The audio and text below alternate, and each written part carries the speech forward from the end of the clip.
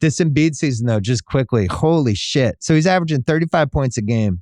I think he's the best offensive center since Kareem. This version of Embiid right now is just a better player than Shaq. He is.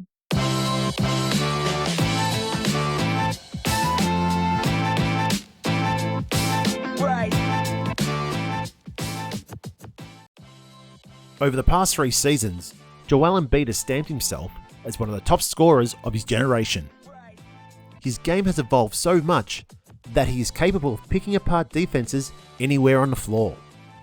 Fresh off winning his first MVP, Embiid has managed to put his name alongside some of the greatest big men in history. Recently he tied with Hall of Famer Bob Pettit for the most career 40 points, 10 rebound games. Next up on the list is one of the most dominant centers in NBA history, Shaquille O'Neal, who finished his legendary career with 43 of these games. And after his hot start to the season, many are starting to question where Joel Embiid sits among the great centers in history. NBA historian and the podfather Bill Simmons now believes that Joel Embiid is a better player than Shaquille O'Neal was at his peak. Let's watch the clip and let me know if you agree with Bill Simmons. This Embiid season, though, just quickly, holy shit.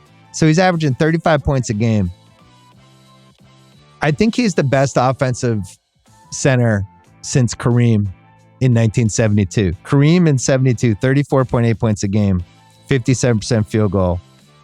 Embiid is 35 points a game, 55% field goal. Here's the thing. Termini mentioned this last week on the podcast, and this is the most important Embiid point, and this is why he has a case for being the best offensive scoring center that we've seen since Wilt Chamberlain. He makes his fucking free throws. He's at 89.3% for his free throws this year. He's making 10.3 free throws a game out of 11.6 attempts. Shaq in 2000. Shaq averaged 29.7 points a game in his MVP season in 2000. Embiid was 35 points a game. Shaq was 57% from field goals. Embiid's 55. What's the difference? Shaq made 5.5 out of 10.4 free throws a game. Embiid makes almost 5 more free throws a game, which is exactly the difference in their points per game. And on top of it, you can't foul him at the end of games.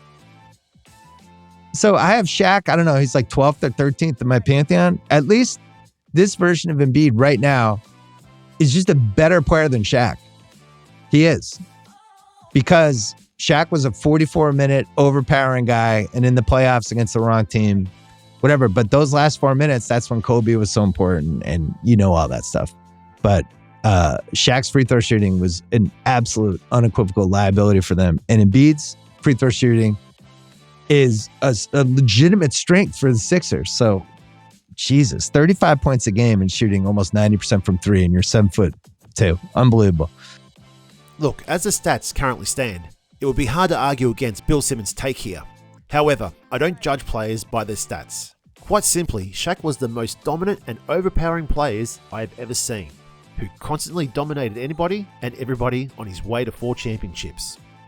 Where Embiid is easily the better shooter, it is also, I believe, to be his greatest flaw, often settling for long jumpers and playing around the perimeter, instead of feasting down low and putting pressure on the opponent's abilities not to foul. So for me, I can't agree with Simmons. My pick is Shaq. What's yours? Let me know in the comments below. Alright guys, that'll wrap up today's video. If you like this video, please hit the like button, that really helps this video out. If you like this type of content, please subscribe, and I'll see you in the next video. Cheers! Holy shit.